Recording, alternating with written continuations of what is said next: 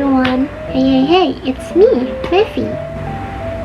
Today, I want to talk about a short story by Jhumpa Lahiri titled A Temporary Matter. But instead of just retelling the story, I want to focus on one major issue that really stands out, especially if we read this story as multicultural literature. The issue is cultural silence and grief, particularly within the immigrant experience.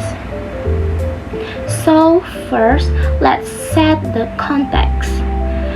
A Temporary Matter tells the story of a married couple, Soba and Sukumar, who lose their baby due to stillbirth.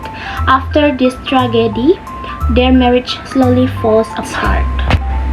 But what's interesting is that their relationship doesn't collapse because of constant fighting or dramatic arguments. Instead, it collapses because of silence. They stop talking, they stop eating together, they stop sharing emotions. And this silence is not random, it's deeply connected to their cultural background as Indian American immigrants. As immigrants, Soba and Sukumar live in the United States and appear modern, educated, and well-limited.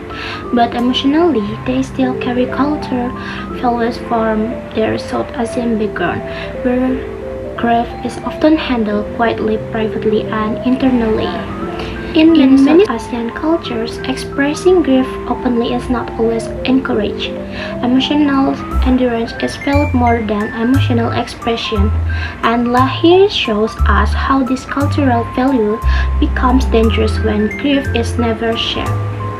This idea can be explained using Stuart Hall's theory of cultural identity. Hall argues that cultural identity is not something we can simply remove when we move to a new country. It stays with us through memory, tradition, and emotional habits. Even if people look fully assimilated on the outside, their cultural identity still operates internally. This theory fits Soba and Sukumar perfectly. Lahiri shows this when she writes, they had become expert at avoiding each other in their three-bedroom house. This line may sound simple, but it's actually very powerful. Instead of talking about their loss, they physically avoid each other. Their grief is absorbed into silence. This reflects a cultural belief that pain should be endured quietly, not discussed openly. Another clear example of cultural silence appears in their daily routine. Lahiri writes, Soba no longer waited for him to eat. In many South Asian cultures, eating together is a symbol of family unity. So, when they stop eating together, it's not just a marital issue, it's a breakdown of shared emotional space. Their silence replaced conversation, their routine replaced emotional connection.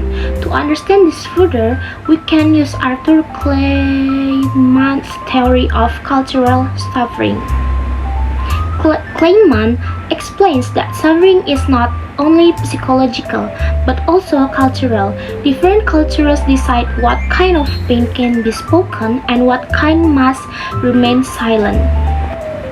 In many non-Western cultures, including South Asian cultures, emotional restraint is often expected. Grief is something you carry alone, not something you talk about. This is clearly seen in Sukumar's characters. When Lahiri writes, he was overwhelmed by the truth of the baby's body, wrapped in a blanket placed in his arms. This moment shows deep emotional pain, but notice Sukumar never shared this memory with Soba. His grief stays inside his mind. According to Kleinman, when suffering is not socially acknowledged, it becomes internalized. and that internalized pain often leads to isolation rather than healing. Shoba's grief is expressed differently, but it's still shaped by cultural silence. Instead of crying or talking, she becomes emotionally distanced and controlled. Lahiri writes, she had already rented an apartment. This decision is made quietly without discussion. Soba doesn't explain her pain, she acts it out. This supports Clayman's idea that when emotions are culturally silenced, they often appear through action instead of words. Now let's look at this issue from a psychological perspective using Elizabeth Kubler-Ross's theory of grief. Kubler-Ross described 5 stages of grief, such as denial, anger, bargaining, depression, and acceptance. In a temporary matter, Shoba and Sukumar seem stuck between denial and depression. They never openly talk about the death of their baby. The loss becomes an unspoken presence in their house. This shows denial through avoidance. Sukumar's depression is shown when Lahiri writes, he didn't know what to do with himself anymore. This line shows emotional paralysis. He is stuck, he cannot move forward.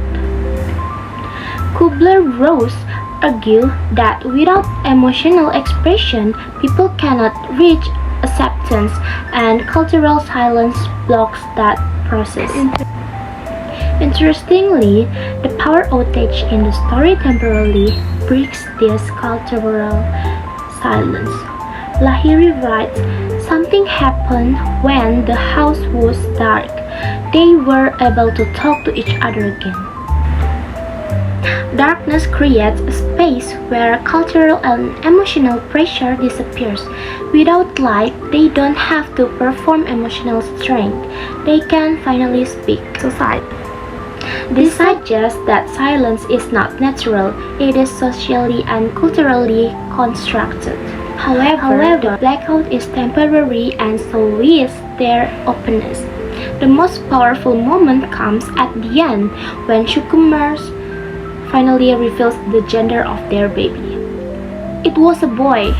This simple sentence carries heavy emotional and cultural meaning.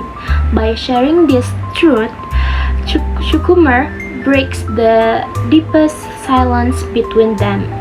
Lahiri ends the story with, they went together for the things they knew. But importantly, this emotional release does not save their marriage. Lahiri shows us that silence has already done irreversible damage.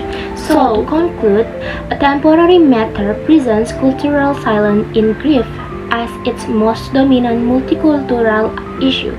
Through Shoba and Sukumar, Lahiri shows that grief is not only personal and culturally shaped.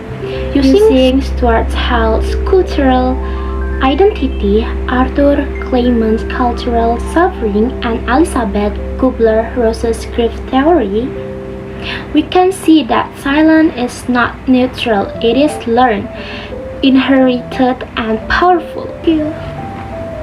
That's all for me. Thank you.